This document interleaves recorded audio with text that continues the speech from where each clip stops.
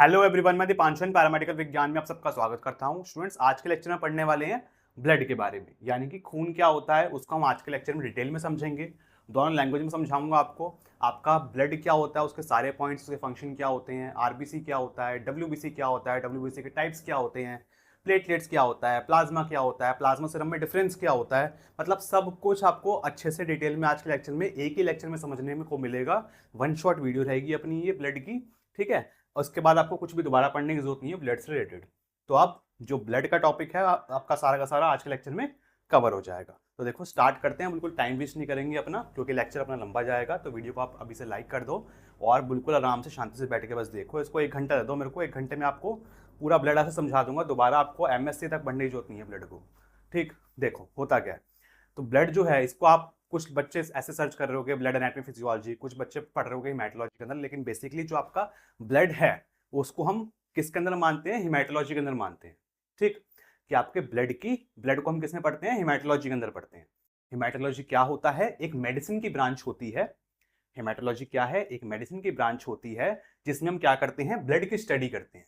जिसमें हम क्या करते हैं, ब्लड की स्टडी करते हैं, ब्लड फॉर्मिंग ऑर्गन्स की स्टडी करते हैं और ब्लड से होने वाले डिसीजेस की स्टडी करते हैं। Blood forming organs for example, कि ऐसे ऑर्गन्स जो कि आपका ब्लड बनाते हैं, रक्त बनाते हैं, खून बनाते हैं, ऐसे अंग, ऐसे ऑर्गन्स, उनकी स्टडी करेंगे। फॉर एग्जांपल आपका बोन मैरो, ठीक है। आपके जो ब्लड सेल्स होती हैं वो कहाँ बनते हैं, आपके बोन मैरो के अंदर बनते हैं।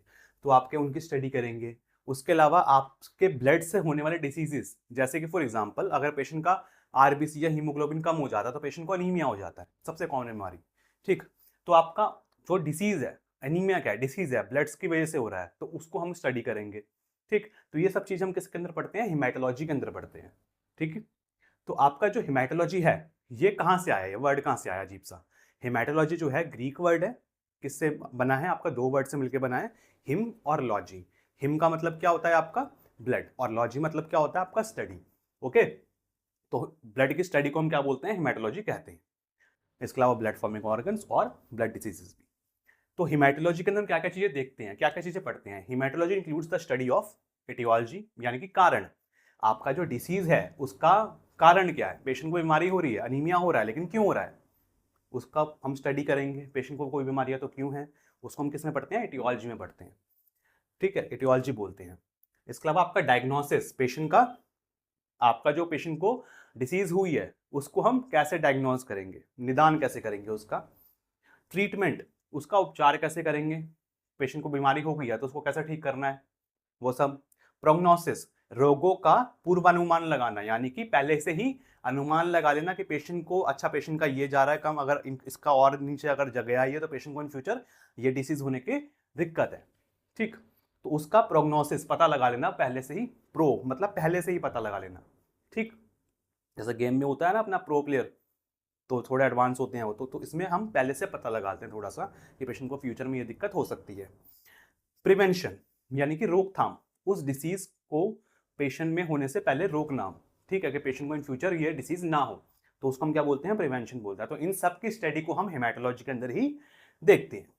ठीक, तो आपके एक इंग्लिश फिजिशियन हैं, बेसिकली थे विलियम हार्वे, जिन्होंने सबसे पहले दुनिया के सामने ब्लड को इंट्रोड्यूस करा था। उन्होंने बताया था बेसिकली कि आपका जो ब्लड है वो क्या है, आपका ब्लड कैसे बेसिकली हमारी बॉडी के अंदर सर्कुलेट कर रहा है। तो ये सब चीज़ें किसने बताई थी, आपके विलियम हार्वे ने।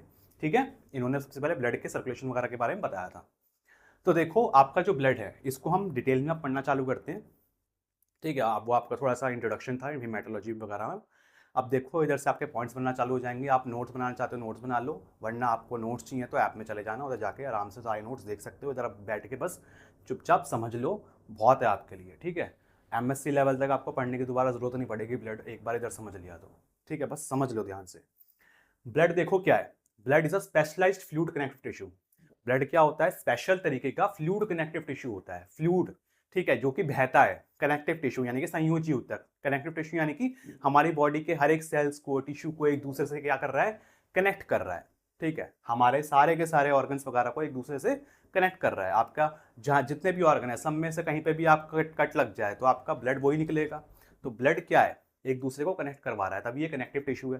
ठीक, स्पेशल तरीके का है, फ्लूइड कनेक्टिव टिश्यू है। फ्लूइड क्यों है, क्योंकि ये बहता है। ठीक, तो मैंने आपको बताया था कनेक्टिव टिश्यू के अंदर ही कि कनेक्टिव टिश्यू में आपका फ्लूइड कनेक्टिव टिश्यू होता है, उसके अंदर आपका दो आते हैं, एक आता है ब्लड, दूसरा क्या आता है लिम्फ। ठीक है, तो ब्लड क्या है, it circulates through blood vessels. जो ब्लड है वो कैसे फ्लो करता है, आपका ब्लड वेसल्स के थ्रू सर्कुलेट करता है। ठीक, हमारा जो ब्लड है वो ब्लड वेसल्स के थ्रू सर्कुलेट करता है। कुछ आर्थ्रोपोड्स वगैरह होते हैं जिनमें ब्लड वेसल्स नहीं होती, तो वो आपका जो ब्लड होता है वो ऐसे ही फ्रीली सर्कुलेट करता है। लेकिन हमारी बॉडी के अंदर क्या है, ब्लड वेसल्स हैं। फॉर एग्जांपल आपका आर्टरी हो गई, वेन हो गई, कैपिलरीज हो गई। इन ब्लड वेसल्स के अंदर बेसिकली पाइप, मान लो जैसे पानी आता है ना हमारे घरों में, वो पाइपों के थ्रू आता है। तो हमारी बॉडी के अंदर भी छोटी छोटी हमारी पाइपें घुसी घुसी पड़ी हैं। वो पाइपें सारी सारी क्या है, हमारी ब्लड वेसल्स है, जिसके अंदर हमारा क्या बह रहा है, ब्लड बह रहा है। ठीक, it transport oxygen, nutrients, hormones and removes waste product from the tissue. तो हमारा जो टिश्यू है, या फिर हम बोल सकते हैं सेल है, कोशिका है, हमारी छोटा सबसे, हमारे सारे बहुत सारे सेल्स मिलकर टिश्यू बने हैं। तो आपका जो टिश्यू है या फिर सेल है, उधर तक ये क्या करता है, ट्रांसपोर्ट भी करता है। क्या ट्रांसपोर्ट करेगा, ऑक्सीजन को ट्रांसपोर्ट करेगा, नाक से ऑक्सीजन ले रहे हैं, वो ट्रांसपोर्ट सारे सारे सेल्स तक करेगा। कहाँ कैसे जाएगी, वो ब्लड के थ्रू होते हुए जाएगी। न्यूट्रिएंट्स, जो भी हम खाना पीना खा रहे हैं उससे एनर्जी मिल रही है, न्यूट्रिएंट्स मिल रहे हैं, जो कुछ भी मिल रहा है, पोषक तत्व जो हमको ले रहे हैं, वो सब सेल्स तक जा रहे हैं, टिश्यू तक जा रहे हैं। कैसे जा रहे हैं, ब्लड के थ्रू होते हुए जा रहे हैं। हार्मोन्स जो हो गए, जितने भी अपने हो गए, ठीक है, वो सब लेके जाएगा। इसके अलावा लेके तो जाएगा, साथ साथ जो कचरा होगा, जो वेस्ट प्रोडक्ट होगा, कुछ खाएंगे तो कुछ निकालेंगे भी तो सही, वेस्ट तो कुछ ना कुछ तो निकलेगा वेस्ट। तो जो वेस्ट निकलेगा, उस वेस्ट को भी ये ब्लड ही कैरी करेगा और लेके आएगा। ठीक है, तो वो सब का ट्रांसपोर्टेशन कौन करवाता है, अपना ब्लड करवाता है। An average adult has about 5 to 6 litre of blood in the body.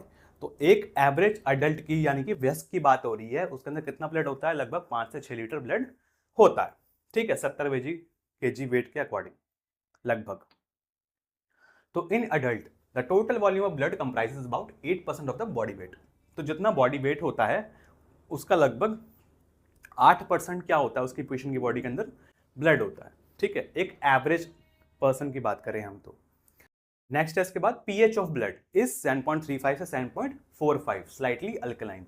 तो ब्लड का जो पीएच होता है वो कितना होता है, 7.35 से 7.45। न्यूट्रल कितना होता है अपना, 7 होता है न्यूट्रल। ठीक है, तो थोड़ा सा बेसिक नेचर का अपना, थोड़ा सा अल्कलाइन नेचर का अपना ब्लड होता है।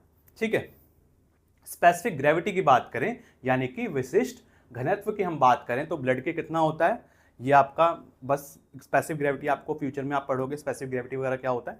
तो बेसिकली आप ये समझ लो कितना होता है, ये आपका 4 डिग्री सेल्सियस पे कितना होता है, 1.0621, और आपका 37 डिग्री सेल्सियस पे कितना होता है, 1.0506। ठीक, ये आपकी स्पेसिफिक ग्रेविटी होती है ब्लड की, कई बार एग्जाम्स में पूछ ली जाती है। देन आप देखो ब्लड दैट रन्स थ्रू, ये टी भी है आगे,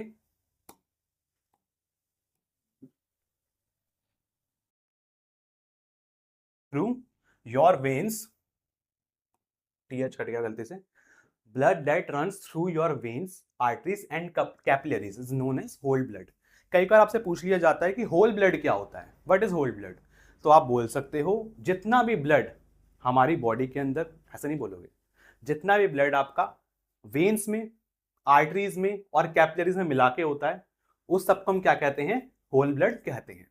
ठीक है, जितना भी ब्लड हमारा वेन्स में होता है, आर्टरीज में होता है, कैपिलरीज में होता है, ये तीनों क्या हैं, ये तीनों अपनी ब्लड वेसल्स हैं। इन सबका ब्लड जो होगा मिला के हम क्या बोलेंगे, जितना भी ब्लड इनमें बह रहा है उसको हम क्या बोलते हैं, होल ब्लड कहते हैं। अब देखो ब्लड के पार्ट्स, आपका जो ब्लड होता है उसको हमने दो पार्ट्स में क्लासिफाई कर दिया है। ठीक है, ब्लड के कितने पार्ट्स होते हैं, दो पार्ट्स होते हैं, एक होता है सेलुलर पार्ट, दूसरा होता है लिक्विड पार्ट, यानी कि नॉन सेलुलर पार्ट। ठीक है, सेलुलर पार्ट बोल लो या फिर सॉलिड पार्ट बोल लो, नॉन सेलुलर पार्ट बोल लो या फिर लिक्विड पार्ट बोल लो, बात एक ही है। तो आपका जो सेलुलर पार्ट होता है वो कितना परसेंट होता है, वो आपका होता है 45%। ठीक है, और आपका जो लिक्विड पार्ट होता है वो ज़्यादा होता है, वो कितना होता है, 55% होता है। ठीक, सेलुलर पार्ट में बेसिकली क्या होगा, अपने सेल्स आएंगे, और लिक्विड पार्ट में क्या होगा, अपना लिक्विड आएगा ब्लड का। तो आपका जो सेलुलर पार्ट है उसमें कौन कौन से सेल्स आते हैं, उसमें आपका आता है आरबीसीज, डब्ल्यूबीसीज और प्लेटलेट्स। ये अपने तीन तरीके के जो सेल्स होते हैं ब्लड के अंदर, वो इसके अंदर आते हैं। आरबीसी यानी कि रेड ब्लड सेल्स, डब्ल्यूबीसी यानी कि व्हाइट ब्लड सेल्स, और प्लेटलेट्स, ये तीन सेल्स सेलुलर पार्ट में यानी कि सॉलिड पार्ट में आते हैं। दूसरा क्या होता है अपना लिक्विड पार्ट। लिक्विड पार्ट में क्या आता है, प्लाज्मा आता है। ठीक है। या फिर आप कहीं पे देखोगे सीरम, सीरम भी साथ में लिखा होता है, प्लाज्मा सीरम।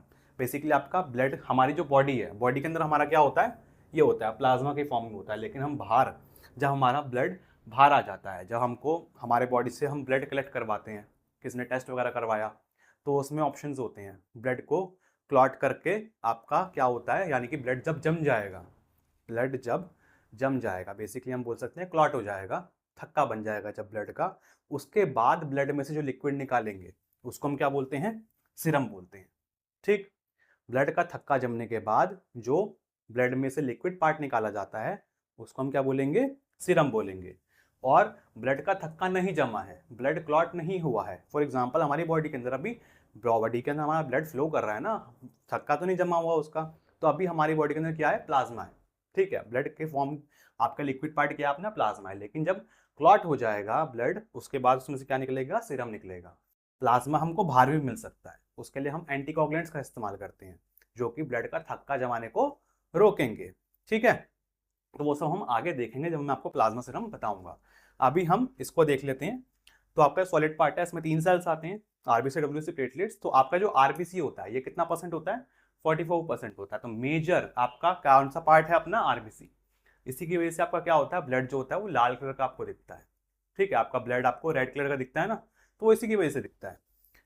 आपका जो बाकी जो डब्ल्यूबीसी और प्लेटलेट्स हैं, ये दोनों मिला के आपका कितना परसेंट बनाते हैं, आपका ये 1% बनाते हैं। ओके, तो देखो आप सबसे पहले इमेज के अंदर देख लो, आपको एक माइक्रोस्कोपिक इमेज दिखा रहा हूँ मैं, ये इसमें आपके सारे के सारे टाइप के सेल्स हैं। तो देखो ये आपका क्या है, सबसे छोटा सा फ्रेगमेंट से आपको दिख रही है। प्लेटलेट्स बेसिकली क्या होता है ना, इसको प्रॉपर्ली आप सेल नहीं बोलोगे, इसका बोलोगे फ्रेगमेंट। एक बड़ा सा सेल होता है जिसको हम क्या बोलते हैं, मेगा कैरियोब्लास्ट बोलते हैं। वो जो आपका फटता है तो आपका क्या बनता है, प्लेटलेट्स बन जाता है। ठीक है, वो फट के बहुत छोटे छोटे उसके कुछ डेब्रिस निकल जाते हैं, वो सारे सारे क्या होते हैं, आपके प्लेटलेट्स होते हैं। ठीक, छोटे छोटे छोटे से। फिर आपका ये देख रहे होगे, ये आपका क्या है, ये डब्ल्यूबीसी या वाइट ब्लड सेल है। ठीक है, ये भी आपका वाइट ब्लड सेल है।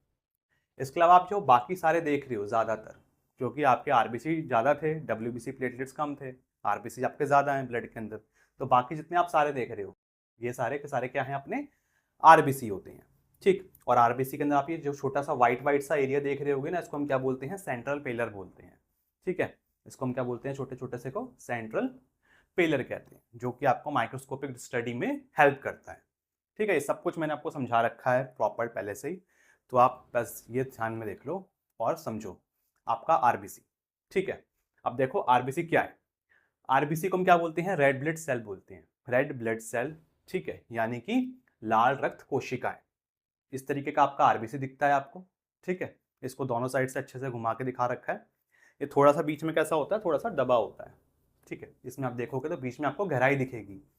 ठीक, तो आरबीसी जो होता है, शेप साइज पे भी आएंगे हम, सबसे पहले इसको आप ये समझ लो कि आरबीसी को हम क्या बोलते हैं, एरिथ्रोसाइट के नाम से जानते हैं। एरिथ्रोसाइट, एरिथ्रो मतलब क्या होता है, रेड, और साइटो मतलब, साइट्स जो वर्ड है साइटो से आया, साइटो का मतलब आपको पता है क्या होता है, सेल होता है, यानी कि रेड सेल। ठीक, रेड सेल्स को हम क्या बोलते हैं, रेड ब्लड सेल्स बोल दिया, ब्लड के सेल्स हैं तो रेड ब्लड सेल्स, एरिथ्रोसाइट्स। ठीक है, ये भी आपके ग्रीक वर्ड, लैटिन वर्ड्स हैं। ठीक, तो it makes 44% of the total blood volume, तो टोटल ब्लड वॉल्यूम का 44% बनाता है ये। RBC are biconcave disc shape without a nucleus. RBC के अंदर सबसे पहली बात तो न्यूक्लियस नहीं होता, माइटोकॉन्ड्रिया, ये सब चीजें, कुछ आपके जो सेल ऑर्गेन्स होते हैं ना, वो आपके सब इसके अंदर नहीं होते हैं। ठीक है, गोल्गी एपरेटस वगैरह इसमें नहीं पाया जाता आरबीसी के अंदर। ठीक, तो न्यूक्लियस भी नहीं होता आरबीसी के अंदर। कैसी शेप का होता है, बायकनकेव, बायकनकेव शेप कैसी, ऐसी। जैसे आप ये देखो, ये इलेक्ट्रॉन माइक्रोस्कोप के आपकी स्ट्रक्चर है, तो आप ये देख रहे हो इस तरीके से थोड़ा सा गहरा है, इस तरीके से भी थोड़ा सा गहरा है, तो ये आपकी बायकनकेव, दोनों के साइड से अंदर से दबाव होता है, तो बायकनकेव शेप होती है इसकी। ठीक है, डिस्क शेप का होता है, जैसे आप खेलने वाली डिस्क होती है ना, उस टाइप का आपका ये होता है। ठीक, इसमें कोई न्यूक्लियस प्रेजेंट नहीं होता है। साइज ऑफ आरबीसी, आरबीसी का साइज कितना होता है, 6 से 8 माइक्रोमीटर इन डायमीटर। डायमीटर में, व्यास में इसका कितना साइज होता है, 6 से 8 माइक्रोमीटर। और इसकी थिकनेस, मोटाई कितनी होती है, 2 से 3 माइक्रोमीटर। ठीक, जो आपका बीच वाला हिस्सा होगा वो वाला कितना होगा, 2 होगा, बाकी ये वाला हिस्सा कितना होगा, 3 होगा। ठीक, चलो अब इसके बाद आप देखो, next points, RBC contain haemoglobin. RBC के अंदर क्या होता है आपका, हीमोग्लोबिन पाया जाता है। ठीक, आरबीसी के अंदर क्या होगा आपका, हीमोग्लोबिन पाया जाएगा। हीमोग्लोबिन क्या करता है, हीमोग्लोबिन क्या है, एक रेड कलर की पिगमेंट होती है जो कि ब्लड को उसका लाल कलर देती है। आरबीसी का कलर रेड है हीमोग्लोबिन की वजह से, ब्लड का कलर रेड है आरबीसी की वजह से, बेसिकली आपका हीमोग्लोबिन की वजह से। ठीक, तो हीमोग्लोबिन क्या है, एक रेड कलर की पिगमेंट होती है। इसका काम क्या होता है, ऑक्सीजन को कैरी करना, हीमोग्लोबिन का काम होता है। क्या करेगा ये, transport of oxygen from lungs to tissue and CO2 from tissue to lungs. तो हीमोग्लोबिन क्या करेगा, हमारा जो ब्लड है, ब्लड के अंदर आरबीसी है, आरबीसी के अंदर हीमोग्लोबिन है। तो जब हमने सांस ली तो सांस कहाँ से आपकी कहाँ जाएगी, लंग्स तक जाएगी। ऑक्सीजन लंग्स से कहाँ पे जाएगी, आपके टिश्यू तक जाएगी। तो उसको कौन लेके जाएगा, ये हीमोग्लोबिन ही लेके जाता है। ठीक, और जब टिश्यू उसको यूज कर लेगा तो कुछ वेस्ट निकालेगा। वो वेस्ट क्या, अपना कार्बन डाइऑक्साइड। वो जो वेस्ट है वो टिश्यू से लेकर लंग्स तक वापसी लेके आएगा। कौन लेके आएगा, आपका हीमोग्लोबिन। और वो लंग्स से फिर जब हम सांस छोड़ेंगे तब वो आपकी कार्बन डाइऑक्साइड बाहर निकल जाएगी। ठीक, तो ये सारा काम भी आपका हीमोग्लोबिन का होता है। ये बेसिकली यही काम होता है हीमोग्लोबिन का, ऑक्सीजन का ट्रांसपोर्ट करना, CO2 बाहर लेके जाने में हेल्प करना, लंग्स तक लेके आना। ये आपका हीमोग्लोबिन का काम है। लाइफ स्पेन की हम बात करें कि आपका जो आरबीसी है उसका जीवन काल कितना होता है, तो ये कितना होता है, 120 दिन का होता है। फॉर्मेशन साइट कहाँ पे आपका आरबीसी बनता है, ये बनता है आपका बोन मैरो के अंदर, यानी कि अस्थि मज्जा के अंदर। एरिथ्रोपॉइटिन क्या है, अब आपका जो हॉर्म आपका बेसिकली क्या है, जो आपका आरबीसी बन रहा है वो आपका कैसे बन रहा है, उसको बनने के लिए ना बेसिकली एक हार्मोन की जरूरत पड़ती है जिसको हम क्या बोलते हैं, एरिथ्रोपॉइटिन बोलते हैं। एरिथ्रोपॉइटिन, एरिथ्रो वर्ड आ रहा है राइड रेड, ठीक है, एरिथ्रोसाइट, एरिथ्रोपॉइटिन। एरिथ्रोपॉइटिन क्या है, एक ऐसा हार्मोन है जो कि आपकी किडनी रिलीज करती है, जो आपकी किडनी होती हैं, गुर्दा होता है, वो रिलीज करती हैं। वो क्या करेंगी, जो आपका एरिथ्रोपॉइटिन है वो रिलीज करेंगी। एरिथ्रोपॉइटिन क्या करेगा, स्टिमुलेट करेगा, उत्तेजित करेगा। ठीक है, किसको उत्तेजित करेगा, आपकी बोन मैरो को, कि आपकी बोन मैरो को उत्तेजित करेगा कि वो आरबीसी का प्रोडक्शन करें। ठीक, एरिथ्रोपॉइटिन किडनी से निकला जो कि क्या करेगा, बोन मैरो को स्टिमुलेट करेगा, उत्तेजित करेगा कि वो आरबीसी प्रोड्यूस करें। ठीक, एरिथ्रोपॉइटिन इंपॉर्टेंट आपके लिए। Total days of formation and maturation of RBC, RBC को प्रॉपरली फॉर्म होने में, बनने में और मैच्योर होने में कितना दिन लगते हैं, 7 दिन का समय लगता है। अब 7 दिन में से बेसिकली आपको जो 5 दिन है उसमें तो ये फॉर्मिंग होता है, बाकी 2 दिन में क्या होगा, 1 से 2 दिन में मैच्योर होगा। तो immature RBC enters the circulation as reticulocyte, जब बन गया तब जब हमारे जो ब्लड के अंदर आएगा, ब्लड सर्कुलेशन के अंदर आएगा, यानी कि आर्टरी, वेन, कैपिलरी इनके अंदर आएगा, तब कैसी फॉर्म में आता है, ये आपका इमेच्योर फॉर्म में आता है। उस इमेच्योर फॉर्म को हम क्या बोलते हैं, उसको हम बोलते हैं reticulocyte. Immature RBC is known as reticulocyte. ठीक है, तो रेटिकुलोसाइट्स की फॉर्म में आएगा। वो रेटिकुलोसाइट्स लगभग आपके 2 दिन बनाएंगे, 2 दिन ब्लड वेसल के अंदर बिताएंगे, सर्कुलेशन के अंदर घूमेंगे, और वो 2 दिन के अंदर फिर वो रेटिकुलोसाइट आपका एक प्रॉपर फुल्ली डेवलप्ड आरबीसी में मैच्योर हो जाएगा। ठीक है, तो बनने में कितने दिन लगे, 5 दिन। 2 दिन कितने किसके लिए लगे, आपके मैच्योर होने के लिए, रेटिकुलोसाइट को परफेक्ट आरबीसी बनने में या फिर परफेक्ट एरिथ्रोसाइट बनने में। तो देखो आपके कुछ ये साइड्स में जो पड़े हुए हैं ये क्या है, अपने आरबीसी हैं। ठीक, लेकिन ये आपको जो दिख रहे हैं ये क्या है, अपने इमेच्योर आरबीसी हैं, रेटिकुलोसाइट्स हैं, आपको दिखा रखा है मैंने, माइक्रोस्कोपिक इमेज है ये। ठीक, अब देखो आपके जो आरबीसी होता है उसकी नॉर्मल वैल्यू कितनी होती है, मेल्स में कितनी होती है, 4.5 से 6 मिलियंस पर mm3। फीमेल्स में कितनी होती है, 4.2 से 5.4 मिलियंस पर mm3, यानी कि 1 mm3 में इतने मिलियंस ऑफ आरबीसीज होते हैं। ठीक, हीमोग्लोबिन की हम बात करें कि हीमोग्लोबिन की नॉर्मल वैल्यू कितनी होती है, तो मेल्स में कितनी होती है, 13.5 से 17.5 ग्राम पर डेसीलीटर। फीमेल्स में कितनी होती है, 12 से 16 ग्राम पर डेसीलीटर। अलग अलग लैब्स में अलग अलग वैल्यूज थोड़ी सी वेरी ऊपर नीचे कर सकती हैं, लेकिन एवरेज आपकी यही होती है, मैक्सिमम आपको यही देखने को मिलेंगी। अब देखो, अगर आरबीसी का लेवल नॉर्मल से कम हो जाएगा तो पेशेंट को क्या हो जाएगा, अनीमिया हो जाएगा, या फिर हम बोल सकते हैं हीमोग्लोबिन का लेवल नॉर्मल से कम हो जाता है, 13.5 इससे कम आ जाएगा। ठीक है, 10 आ गया, 9 आ गया, 11 आ गया, तो यानी कि पेशेंट को क्या है, अनीमिया है। अनीमिया में बेसिकली क्या होता है, आपका आरबीसी या फिर हीमोग्लोबिन कम हो जाता है। और आपका अगर आरबीसी या हीमोग्लोबिन बढ़ जाए, हाई हो जाए, तो उसको हम क्या बोलते हैं, पॉलीसाइथीमिया कहते हैं। तो आप ये देख सकते हो, ये पॉलीसाइथीमिया का सिम्टम है। पॉलीसाइथीमिया में आपका कुछ इस तरीके का हो जाता है। ठीक है, तो अब हम पढ़ते हैं डब्ल्यूबीसी के बारे में। अब तक चैनल को सब्सक्राइब नहीं करा तो चैनल को सब्सक्राइब जरूर कर लो। तुम लोग 90% ऑडियंस ऐसे हो जो आते हो, पढ़ते हो, चले जाते हो, लेकिन कभी सब्सक्राइब नहीं करते। कर लो भाई। ठीक, तो देखो अब डब्ल्यूबीसी पढ़ते हैं। तो डब्ल्यूबीसी देखो क्या है, ये आपका डब्ल्यूबीसी है, ये बैक्टीरिया से कर रहा है फाइट, धड़ धड़ लड़ रहा है इससे। तो डब्ल्यूबीसी का मेन काम क्या है, डब्ल्यूबीसी फाइट ही करता है, लड़ता है। हमारी बॉडी का जो लड़ाकू है वो कौन है, हमारा डब्ल्यूबीसी। तो देखो डब्ल्यूबीसी यानी कि व्हाइट ब्लड सेल्स, श्वेत रक्त कोशिकाएं। It is also known as leucocytes. Leuco मतलब व्हाइट, साइटो मतलब सेल, यानी कि श्वेत सेल्स यानी कि व्हाइट सेल्स। हमारे बॉडी के जो श्वेत सेल्स होते हैं, ब्लड के व्हाइट सेल्स जो होते हैं, उसको हम क्या बोलते हैं, ल्यूकोसाइट्स कहते हैं। First line of body defence, ये क्या करते हैं, हमारी बॉडी का फर्स्ट लाइन ऑफ डिफेंस है ये। यानी कि हमारी बॉडी के अंदर अगर कुछ भी आया बाहर से, अगर कोई ऐसा चीज बॉडी के अंदर आ गई जो कि हमारी बॉडी के लिए हार्मफुल है, हमको नुकसान देगी, तो सबसे पहले कौन लड़ेगा, डब्ल्यूबीसी लड़ेंगे। ठीक है, सबसे बाउंड्री पे जो खड़े हुए हैं ना, ये मान लो यही है, डब्ल्यूबीसी है, first line of body defence है। ठीक पहली रक्षा पंक्ति, protect against microbes, parasites, toxins, cancer etcetera. तो ये जो क्या करता है, ये जो डब्ल्यूबीसी है, आपके जो माइक्रो ऑर्गेनिज्म है, ठीक है, सूक्ष्म जीव हो गए, पैरासाइट हो गए यानी कि परजीवियां हो गए, ठीक है, टॉक्सिन्स हो गए, जो भी अगर कोई जहरीला पदार्थ है हमारी बॉडी के लिए, कैंसर कोशिकाएं हैं, तो इन सबसे पहले कौन लड़ेगा, आपका डब्ल्यूबीसी लड़ता है। इन सबसे क्या करता है, प्रोटेक्शन का काम करता है। तो आपका जो टोटल डब्ल्यूबीसीज होते हैं, टोटल डब्ल्यूबीसीज होते हैं वो कितने होते हैं, उसको हम बेसिकली बोलेंगे क्या, टोटल डब्ल्यूबीसीज को अगर हम काउंट करें, हमारे ब्लड के अंदर टोटल डब्ल्यूबीसी कितने होते हैं, तो हम कैसे बोलेंगे उसको, टोटल ल्यूकोसाइट्स काउंट बोलेंगे। ल्यूकोसाइट्स मतलब कि के लगा लो या सी लगा लो, बात एक ही है। ठीक है, इधर के लग रखा है, इधर सी लग रखा है, मतलब एक ही है। ठीक, यानी कि डब्ल्यूबीसीज की बात हो रही है, total WBC count, total leucocytes count कितना होता है, नॉर्मल वैल्यू कितनी है, 4000 से 11000 पर mm3, यानी कि 1 mm3 एरिया में आपका 4000 से 11000 डब्ल्यूबीसीज देखने को मिल जाते हैं। ठीक, उसको हम टीएलसी बोलते हैं।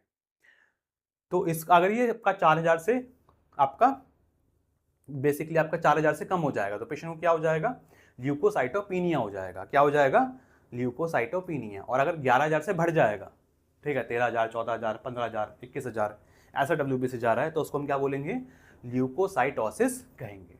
ठीक है, आपका बढ़ेगा तो ल्यूकोसाइटोसिस, घटेगा तो ल्यूकोसाइटोपिनिया। ओके, तो देखो आपका जो डब्ल्यूबीसी है उसको भी हमने दो पार्ट्स में क्लासिफाई कर रखा है। डब्ल्यूबीसी को हमने दो पार्ट्स में क्लासिफाई करा, एक क्या है अपना ग्रैन्युलोसाइट्स और दूसरा क्या है अपना अग्रैन्युलोसाइट्स। ठीक है, एक ग्रैन्युलोसाइट्स, एक अग्रैन्युलोसाइट्स। ग्रैन्युलोसाइट्स यानी कि ऐसे सेल्स जिसके अंदर छोटे छोटे दाने देखने को मिलेंगे, यानी कि छोटे छोटे ग्रैन्यूल्स देखने को मिलेंगे। फॉर एग्जाम्पल इसमें आप देखो छोटे छोटे इसमें ग्रैन्यूल्स आपको देखने को मिल रहे हैं, जैसे इसमें देखो छोटे छोटे आपको ग्रैन्यूल्स देखने को मिल रहे हैं।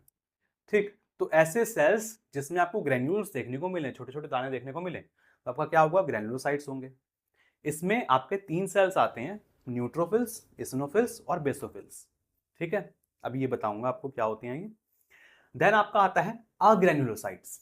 अग्रैन्युलोसाइट्स यानी कि ऐसे सेल्स जिसमें ग्रैन्यूल्स नहीं पाए जाते, यानी कि ऐसे डब्ल्यूबीसीज जिसमें ग्रैन्यूल्स नहीं पाए जाएंगे। डब्ल्यूबीसी कितने टाइप के होते हैं, 5 टाइप के होते हैं।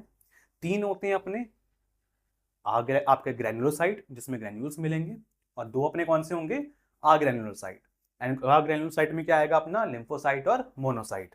ठीक है, लिम्फोसाइट भी आपके बेसिकली 2 टाइप के होते हैं, टी सेल और बी सेल। ठीक है, टी लिम्फोसाइट और बी लिम्फोसाइट। तो देखो न्यूट्रोफिल जो न्यूट्रल डाई लेते हैं, इसिनोफिल जो कि इसिनोफिलिक डाई लेते हैं, ठीक, और बेसोफिल जो बेसिक डाई लेते हैं। तो इस तरीके से भी इसका नाम आया, न्यूट्रोफिल, इसिनोफिल, बेसोफिल। तो देखो एक एक करके पढ़ते हैं। बेसिकली आपके नाम आपको पता होना चाहिए, अभी हम जब इसको समझेंगे तो आपको और ज़्यादा क्लियर हो जाएगा। तो आपका टीएलसी तो हमने देखा था, देखो अभी इससे पहले कि आपका अगर हम टोटल डब्ल्यूबीसी को काउंट करेंगे एक साथ, तो उसको हम क्या बोलेंगे, टोटल ल्यूकोसाइट्स काउंट। ठीक, लेकिन अब हमने इतने सारे डब्ल्यूबीसी अलग अलग देख लिए, डब्ल्यूबीसी तो 5 टाइप के हैं, तो अगर हम इसको अलग अलग काउंट करेंगे न्यूट्रोफिल अलग अलग काउंट करें, न्यूट्रोफिल कितने हैं, इसिनोफिल अलग काउंट करेंगे ये कितने हैं, तो उसको हम क्या बोलते हैं, उसको हम बोलते हैं डिफरेंशियल ल्यूकोसाइट्स काउंट यानी कि DLC.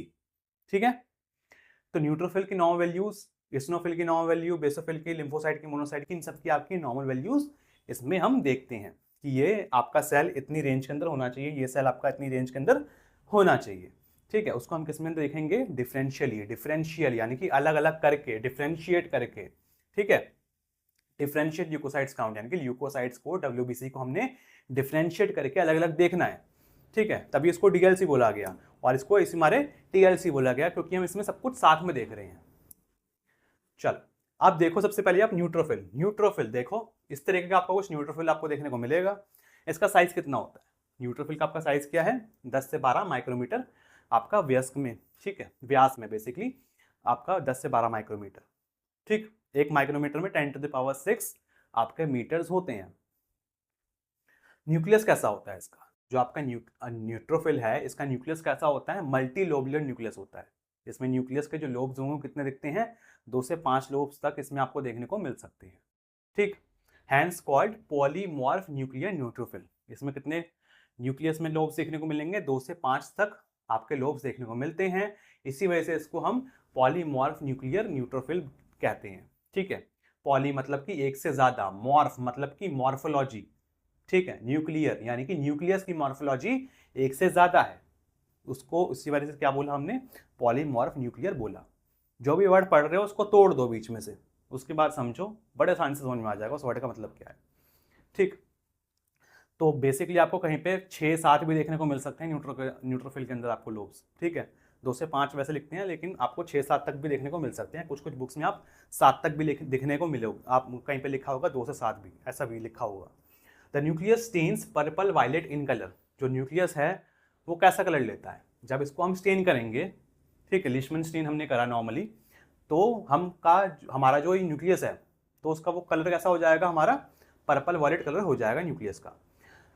Cytoplasm contain fine granules, और इसका जो साइटोप्लाज्म है इसके अंदर क्या होते हैं, छोटे छोटे ग्रेन्यूल्स देखने को मिलते हैं। इस ग्रेन्यूल्स जो हैं जब हमने स्टेन करा तो ग्रेन्यूल्स कैसे कलर के हो जाएंगे, आपके पिंक कलर के या फिर ऑरेंज कलर के आपको ग्रेन्यूल्स देखने को मिलेंगे। ठीक है, और ग्रेन्यूल्स कैसे होंगे, बिल्कुल फाइन होंगे, बिल्कुल छोटे छोटे, बिल्कुल पतले पतले आपको ग्रेन्यूल्स देखने को मिलेंगे। जैसे दिखाऊं आपको, ये देखो, ये सारे न्यूट्रोफिल्स हैं अपने। ठीक, ये अपने न्यूट्रोफिल्स हैं, अलग अलग देखो कितने सारे 1 2 3 4 5 6, इसमें तो 6 लोब्स हैं। ठीक, न्यूट्रोफिल के तो आपके काफ़ी सारे लोब्स देखने को मिल रहे हैं। ठीक है, इसमें 1 2 3 4 5 लोब्स इसमें है। ठीक, तो आपके इतने सारे न्यूट्रोफिल के लोब्स हैं, तो आपके इसमें देख रहे हो आप, बहुत छोटे छोटे इसमें ग्रेन्यूल्स देखने को मिल रहे हैं। ये आपकी माइक्रोस्कोपिक इमेज है डब्ल्यूबीसी की, न्यूट्रोफिल्स के बेसिकली। ठीक, तो ग्रेन्यूल्स कैसे होंगे, बिल्कुल फाइन ग्रेन्यूल्स होंगे। कैसे स्टेन कलर के होंगे, ऑरेंज या फिर पिंक कलर के स्टेन होंगे। ठीक है, काम क्या होता है, न्यूट्रोफिल क्या काम करता है, स्पेसिफिकली हम काम की बात करें न्यूट्रोफिल की तो क्या करता है, ये फैगोसाइटोसिस करता है पैथोजन का। ठीक है, यानी कि पैथोजन, पैथोजन मतलब कि डिसीज कॉजिंग एजेंट, बाहर से कोई भी बैक्टीरिया आ जाए, कोई भी वायरस आ जाए, कुछ भी आ जाए बाहर से, अगर उसको ये डिस्ट्रॉय कर सकता है तो उसको ये डिस्ट्रॉय कर देगा, उसको ये खा जाएगा। ऐसा डिसीज कॉजिंग एजेंट जो कि हमको बीमारी कॉज कर सकता है, जो कि हमको डिसीज कॉज कर सकता है, उसको हम क्या बोलते हैं, पैथोजन बोलते हैं। उस पैथोजन को ये खा जाएगा, क्या करके खा जाएगा, फैगोसाइटोसिस करके खा जाएगा। जैसे आपने पढ़ा होगा 7th 8th में 6th में कि अमीबा जो होता है वो क्या करता है, फैगोसाइटोसिस करके अपना फूड लेता है। ऐसे ही ये न्यूट्रोफिल्स भी होते हैं, ये भी आपका फैगोसाइटोसिस करते हैं और किसी चीज को खा जाते हैं, किसी पैथोजन को खा जाते हैं। ये काम करते हैं आपके न्यूट्रोफिल्स। तो न्यूट्रोफिल्स की आपकी नॉर्मल वैल्यू कितनी होती है, 40 से 70%। तो जितने भी आपके डब्ल्यूबीसी हैं उसमें से 40 से 70% आपके डब्ल्यूबीसी कौन से होंगे, आपके न्यूट्रोफिल्स होंगे। अगर न्यूट्रोफिल्स का लेवल 40 से कम आया, डिक्रीज आया, तो उसको हम क्या बोलेंगे, न्यूट्रोपीनिया बोलेंगे, पीनिया। ठीक है, न्यूट्रोपीनिया बोलेंगे। ठीक, अब आपका जो न्यूट्रोपीनिया पेशेंट को हो रहा है वो क्यों हो रहा है, ठीक है, अगर हो सकता है कि उसका उत्पादन में कमी हो, जो आपका न्यूट्रोफिल बनने चाहिए वो आपके न्यूट्रोफिल बन ही नहीं रहे हैं। ठीक, उत्पादन में कमी हो, या फिर आपका डिस्ट्रक्शन ज़्यादा हो रहा हो, या फिर उसका जो न्यूट्रोफिल है जितना डिस्ट्रॉय होना चाहिए, जो एक तो जीवन काल तो किसी हर एक चीज़ का होता है, तो एक टाइम के बाद वो डिस्ट्रॉय भी होंगे, लेकिन वो डिस्ट्रॉय जो हो रहे हैं वो ज़्यादा डिस्ट्रॉय हो रहे हैं जितने होने चाहिए थे, तो ये कारण भी हो सकता है। अब जो डिक्रीज प्रोडक्शन हो रहा है वो किस वजह से हो रहा है? जनरल बोन मैरो फेलियर, हो सकता है कि बोन मैरो में कोई दिक्कत आ गई है। फॉर एग्जाम्पल पेशेंट को अप्लास्टिक एनीमिया हो गया हो, मेगालोब्लास्टिक एनीमिया हो गया हो, माइलोडिस्प्लेसिया हो गया हो, बोन मैरो काम ही नहीं कर रही है, ल्यूकीमिया हो गया, कोई ब्लड कैंसर हो गया जिसमें कि आपका कोई और टाइप का ब्लड सेल WBCs आपका ज़्यादा बन रहा है, ठीक, तो ऐसे केस में आपका ये न्यूट्रोपिनिया देखने को मिल सकता है। इसके अलावा आपका डिक्रीज पोस्ट प्रोडक्शन के अंदर आपका दूसरा क्या है? ड्रग इंड्यूस्ड, जो आपका प्रोडक्शन जो हुई है न्यूट्रोफिल की वो कम हो गई है, न्यूट्रोफिल कम बन रहे हैं, हो सकता है वो दवाइयों की वजह से बन रहे हो कम। कौन कौन सी दवाइयों की वजह से? जैसे कि आपके सल्फोनामाइड्स हो गए, क्लोरोप्रोमाजीन हो गए, क्लोरेजिल हो गया, आपका डायूरेटिक्स हो गए, ठीक है, न्यूमरकाजोल हो गए, इस तरीके की जो आपकी ड्रग्स होती हैं ये आपके न्यूट्रोफिल के प्रोडक्शन को कम कर सकती हैं, ठीक है। इंक्रीज डिस्ट्रक्शन की हम बात करें, यानी कि ऐसा केस हो सकता है कि पेशेंट का जो स्प्लीन है, ठीक है, जो पेशेंट का स्प्लीन होता है, प्लिया होता है, वो जरूरत से ज़्यादा ही काम कर रहा है, जितना उसको डिस्ट्रॉय करने चाहिए थे वो उससे ज़्यादा डिस्ट्रॉय कर रहा है, अधिक मात्रा में नष्ट कर देती है, ठीक है, न्यूट्रोफिल्स को। हाइपर स्प्लीनिज्म के केस में उसको हम क्या बोलते हैं? हाइपर स्प्लीनिज्म, यानी कि स्प्लीन जो है वो ओवर एक्टिव हो चुकी है, ज़्यादा काम कर रही है। अब अगर न्यूट्रोफिल्स का लेवल नॉर्मल से ज़्यादा हो जाए, 70% से ज़्यादा है, 80%, 90% आपके न्यूट्रोफिल्स ही हो रखे हैं, तो वो किस केस में हो सकता है? तो उसको हम क्या बोलेंगे? बेसिकली सबसे पहले तो बोलेंगे उसको हम न्यूट्रोफिलिया। कम होने को क्या बोलते थे? न्यूट्रोपीनिया। इसको हम क्या बोलेंगे? न्यूट्रोफिलिया। तो ये आपका बेसिकली कब होगा? बैक्टीरियल इन्फेक्शन के केस में, पेशेंट को कोई बैक्टीरियल इन्फेक्शन हो, बैक्टीरिया से कोई इन्फेक्शन हो गया हो, कहीं पर सूजन हो, इन्फ्लामेशन हो, क्रॉन्स डिसीज हो, किसी के पेशेंट की ट्रॉमा हो गई हो, ठीक है, किसी पेशेंट को चोट लग गई हो, ट्रॉमा मतलब कि छोटा सा कट भी लग गया उसको ट्रॉमा बोलेंगे हम, ठीक है, ट्रॉमा। सर्जरी किसी पेशेंट की हुई है, टिश्यू नेक्रोसिस या फिर इन्फेक्शन, ठीक है, टिश्यू आपके नेक्रोसिस हो गए, यानी कि टिश्यू की डेथ हो चुकी है, ठीक है, टिश्यू नेक्रोसिस केस में, इन्फेक्शन के केस में आपका हेमरेज हो गया है पेशेंट का, यानी कि कहीं से उसका खून आपका निकल रहा है, आपका हीमोलाइसिस हो गया है, ठीक है, ब्लड आपका टूट रहा है, तो उस सब केसेस में आपका न्यूट्रोफिल का लेवल ज़्यादा देखने को मिल सकता है, ठीक। तो न्यूट्रोफिल आपको बता ही दिया, आपके माइक्रोस्कोप में आपके इस तरीके से देखने को मिलते हैं। अब आप देखो इसिनोफिल। न्यूट्रोफिल हो गया, सबसे पहला ग्रेन्युलोसाइट में आपका न्यूट्रोफिल था, वो देख लिया हमने। अब आप देखो इसिनोफिल। इसिनोफिल कैसा होता है? इसिनोफिल आपके दो ही लोब देखने को मिलेंगे इसके अंदर। कैसा होता है ये? बाइलोब्ड होता है। इसके जो न्यूक्लियस होगा वो दो लोब का ही होगा। न्यूट्रोफिल में कितने न्यूक्लियस थे? 2 से 7 तक, 2 से 5 तक या फिर 2 से 7 तक आपको न्यूक्लियस देखने को मिलते थे, लेकिन इसमें कितने को देखने को मिलेंगे? सिर्फ 2 ही देखने को मिलेंगे, ठीक है। बाइलोब तभी इसको बोला जाता है, दो नाभिक, ठीक। दिखाओ जैसे माइक्रोस्कोप में, तो ये देखो, ये न्यूट्रोफिल है आपका भी, ये इसिनोफिल है, ठीक है, इसिनोफिल है, इसिनोफिल है, इसिनोफिल है, ठीक। दो लोब्स हैं न्यूक्लियस के। साइज कैसा होगा?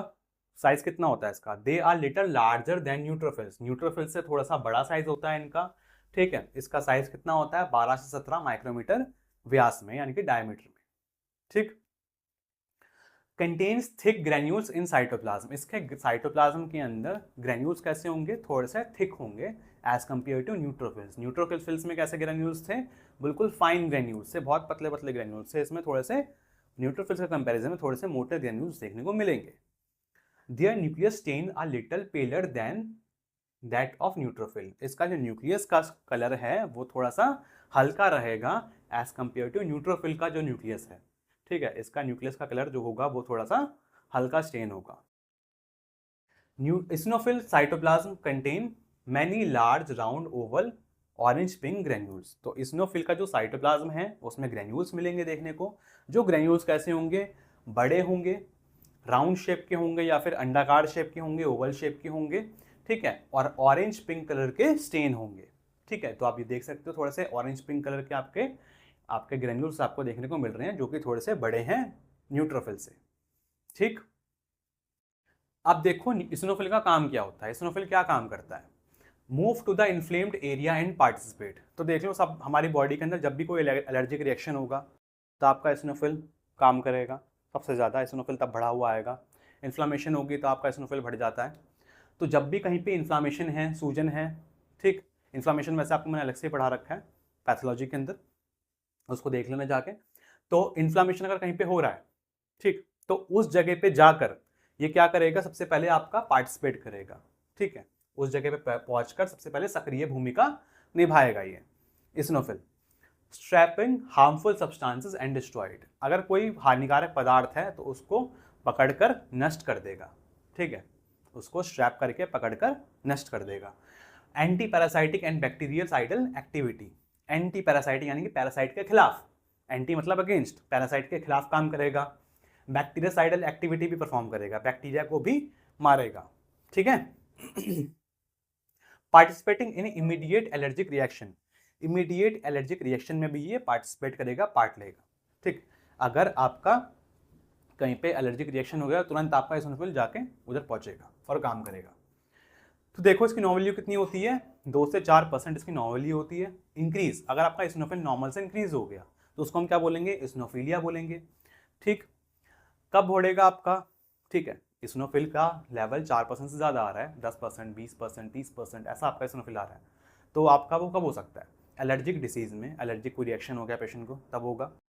अस्थमा के केस में, एक्जिमा पेशेंट को हो गया तब, स्किन डिजीज हो गया पेशेंट को, कोई रैशेस बहुत ज़्यादा हो गया पेशेंट की बॉडी में, तब हो सकता है इसिनोफिल बढ़ जाए।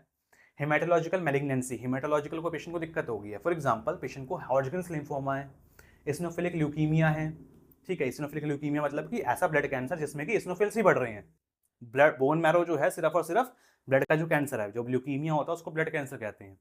तो आपका जो ब्लड का कैंसर हुआ है वो सिर्फ इसिनोफिल के लिए हुआ है, इसिनोफिल आपके बढ़े जा रहे हैं, बढ़े जा रहे हैं, बढ़े जा रहे हैं, बोन मैरो सिर्फ इसिनोफिल ही बना रहा है और कुछ नहीं बना रहा। पर्नीशियस एनीमिया, पर्नीशियस एनीमिया के केस में बढ़ेगा, पॉलीसाइथीमिया वेरा के केस में आपका इसिनोफिल बढ़ सकता है। ये कुछ आपके कॉमन हेमेटोलॉजिकल बीमारियां हैं जिस केस में आपका इसिनोफिल बढ़ जाता है। बाकी इसिनोफिल आपका देख लो, इस तरीके से आपको देखने को मिलता है, ठीक है। अब आप देखो बेसोफिल्स, बेसोफिल्स आपके तीसरे टाइप के WBC, ठीक है। ग्रेन्युलोसाइट के अंदर जो थर्ड टाइप है वो अपना बेसोफिल है, जो कि बेसिक डाई लेते हैं, तब इसका नाम आया बेसोफिल। साइज क्या होता है इसका, 10 से 12 माइक्रोमीटर होता है इसका साइज डायमीटर में, ठीक है। न्यूक्लियस कैसा होगा, एस शेप का इसका न्यूक्लियस होता है, देख सकते हो आप, एस शेप का इसका क्या है, न्यूक्लियस होता है थोड़ा सा। बाकी आपको माइक्रोस्कोप में दिखाऊं, ठीक है, तो ये आपका बेसोफिल है, तो आप ये देखोगे ना, ये एस शेप का इस तरीके का आपका ये न्यूक्लियस आपका देखने को मिल रहा है, और इसके ग्रेन्यूल्स इतने देख रहे हो, इतने मोटे मोटे ग्रेन्यूल्स हैं, ठीक। बाकी ये देखो कैसे छोटे छोटे से आपको ग्रेन्यूल्स देखने को मिल रहे हैं, न्यूट्रोफिल अपना वो, ठीक है, ये मेरा न्यूट्रोफिल है, इसमें ग्रेन्यूल्स देखो कितने छोटे छोटे हैं, इसमें ग्रेन्यूल्स देखो कितने मोटे मोटे हैं। तो इसके जो ग्रेन्यूल्स होते हैं वो कैसे होते हैं, कोर्स होते हैं, साइटोप्लाज्म है, उस साइटोप्लाज्म के अंदर आपके जो ग्रेन्यूल्स देखने को मिल रहे हैं वो कैसे हैं, बहुत मोटे मोटे ग्रेन्यूल्स देखने को मिल रहे हैं, जो कि कैसे कलर के स्टेन होते हैं। ग्रेन्यूल का कलर कैसा होता है, large deep purple bluish staining granules, ठीक है, पर्पल कलर का डीप बहुत गाढ़ा सा पर्पल सा या फिर ब्लू कलर का हमको ग्रेन्यूल देखने को मिलेगा, और कैसा देखने को मिलेगा, बड़ा बड़ा ग्रेन्यूल देखने को मिलेगा। Content, their cytoplasmic granules contain heparin and histamine, मोटे मोटे क्यों होते हैं, क्योंकि जो ग्रेन्यूल्स है ना, उस ग्रेन्यूल्स के अंदर आपका हेपेरिन होता है और हिस्टामिन भी होता है, ठीक है, जो कि आपका एलर्जिक रिएक्शन वगैरह में भी काम करता है, ठीक है। बाकी आपका हेपेरिन क्या है, एंटीकोगुलेंट है, ठीक। तो ये उसके जो ग्रेन्यूल्स हैं उसके अंदर ये भरा होता है आपका बेसोफिल के अंदर। फंक्शन की हम बात करें तो these chemicals are released at the site of inflammation, तो कहीं पे इन्फ्लामेशन होता है तब ये क्या करेगा, बेसोफिल वहां जाएगा और जाके ये थोड़ा सा रिलीज कर देगा ये केमिकल्स को, हिस्टामिन को, हेपेरिन को, ठीक है। तो उस जगह पे जाके आपका इस तरीके से आपका काम करता है बेसोफिल। बाकी आपका ये बेसोफिल का आपका प्रॉपर माइक्रोस्कोपिक इमेज है, देख सकते हो आप, इस तरीके का आपका बेसोफिल होता है। अब आप देखो बेसोफिल की नॉर्मल वैल्यू, हमारे ब्लड के अंदर बेसोफिल्स की परसेंटेज जो होती है वो बहुत कम होती है, कितनी होती है, 0.5 से 1% आपका सिर्फ बेसोफिल पाया जाता है। इंक्रीज, अगर आपका बेसोफिल नॉर्मल से बढ़ा हुआ हो, ठीक है, 1% से ज़्यादा आ गया, 2%, 3%, 5%, 10%, ऐसा आपका बेसोफिल आ रहा है डिफरेंशियली, अगर हमने अलग अलग काउंट करा तो उसको हम क्या बोलेंगे, बेसोफिलिया बोलेंगे। इसिनोफिल वाले को क्या बोला, बढ़े हुए को इसिनोफिलिया, इस न्यूट्रोफिल वाले को क्या बोला हमने, न्यूट्रोफिलिया, इसको हम क्या बोलेंगे, बेसोफिलिया। तो फिलिया फिलिया सबके पीछे वर्ड लगा दिया हमने, ठीक। CML कब बढ़ेगा आपका? क्रॉनिक माइलॉइड ल्यूकीमिया के केस में, ठीक है, क्रॉनिक माइलॉइड ल्यूकीमिया के केस में, माइलोफिब्रोसिस के केस में, पॉलीसाइथीमिया वेरा हो जाएगा पेशेंट को जब, हेमोलाइटिक एनीमिया हो जाएगा, इरेडिएशन, अल्सरेटिव कोलाइटिस और आपका यूरीमिया, ठीक है, यानी कि रक्त में यूरिया आपका बढ़ रहा है, अल्सरेटिव कोलाइटिस यानी कि कोलोन्स में इन्फ्लामेशन हो गया है, फोड़े हो गए हैं, उस केस में इरेडिएशन यानी कि रेडिएशन के संपर्क में आने में, हेमोलाइटिक एनीमिया यानी कि आपका जो ब्लड है वो आपका टूट रहा है, आरबीसी वगैरह टूट रहे हैं तो आपका बढ़ सकता है ये। पॉलीसाइथीमिया आपको बताया था मैंने, आरबीसी का लेवल बहुत ज़्यादा जाता है तो पॉलीसाइथीमिया के अंदर एक पॉलीसाइथीमिया वेरा आता है तो उस केस में आपका बढ़ सकता है, ठीक है। माइलोफिब्रोसिस आपके जो बोन मैरो है, ठीक है, उसमें आपके जो माइलॉइड सीरीज है उसमें आपका कहीं पे दिक्कत आ रही है तब आपका हो जाएगा। माइलॉइड ल्यूकीमिया के केस में, ये सब केसेस में आपका बेसोफिल बढ़ जाता है। तो अब देखो, तो बेसिकली आपका जो बेसोफिल है ना उसको हम रिलेट करते हैं कैंसर के अंदर ही, कि अगर पेशेंट का बेसोफिल बढ़ रहा है ना तो पेशेंट को हो सकता है, ज़्यादातर चांसेस हैं कि पेशेंट को कैंसर हो, ठीक, क्योंकि माइलॉइड ल्यूकीमिया इसको ज़्यादा रिलेट करते हैं। बाकी आप ल्यूकीमिया जब आपको बताऊंगा पैथोलॉजी के अंदर तो आपको समझा दूंगा डिटेल में। अभी आप देखो लिम्फोसाइट, अब ये आपका क्या आ गया? अग्रैन्युलोसाइट्स आ गए। क्या आ गए? अग्रैन्युलोसाइट्स, ठीक है। तो आपका इसमें क्या आता है? लिम्फोसाइट आता है। लिम्फोसाइट कितने टाइप के होते हैं? 2 टाइप के होते हैं, टी सेल, बी सेल, या फिर टी लिम्फोसाइट और बी लिम्फोसाइट, ठीक। तो आपका देखते हैं लिम्फोसाइट क्या होता है। इन्वॉल्व इन इम्यूनोलॉजिकल रिस्पॉन्स, आपका इम्यूनोलॉजिकल रिस्पॉन्स के अंदर आपका लिम्फोसाइट पार्ट लेता है, ठीक है। इम्यूनोलॉजिकल रिस्पॉन्स, रोग प्रतिरोधक क्षमता, उसमें आपका लिम्फोसाइट बहुत इंपॉर्टेंट रोल प्ले करता है, ठीक है। Lymphocyte found majorly in lymphoid organ, जो आपके लिम्फोसाइट्स होते हैं वो कहाँ पे पाए जाते हैं? आपके लिम्फॉइड ऑर्गन्स के अंदर पाए जाते हैं। इसका न्यूक्लियस कैसा होता है? बड़ा लंबा सा, बड़ा लार्ज आपका इसका न्यूक्लियस होता है, ठीक है। कोई ग्रेन्यूल्स इसमें देखने को नहीं मिलेंगे क्योंकि ये क्या है?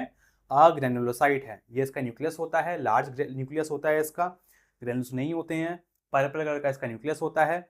लिम्फोसाइट जो होते हैं वो 2 टाइप के होते हैं, ठीक है। लिम्फोसाइट 2 टाइप के होते हैं, टी लिम्फोसाइट और B lymphocyte. T lymphocyte, T cells भी इसको हम कहते हैं, थाइनस में जाके मैच्योर होते हैं। बी लिम्फोसाइट, बी सेल्स होते हैं, बी सेल्स भी कहते हैं इसको, बोन मैरो में जाके आपके ये डेवलप होते हैं, मैच्योर होते हैं, ठीक। तो आपके जो टी सेल्स हैं, respond against virus infected cells and tumour cells.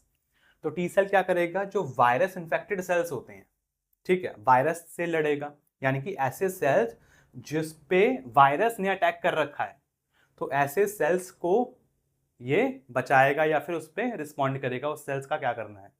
इसके अलावा ट्यूमर सेल्स पे भी आपका टी सेल काम करता है। ट्यूमर यानी कि कैंसर के सेल्स पे भी आपका ये टी सेल्स ही काम करेगा।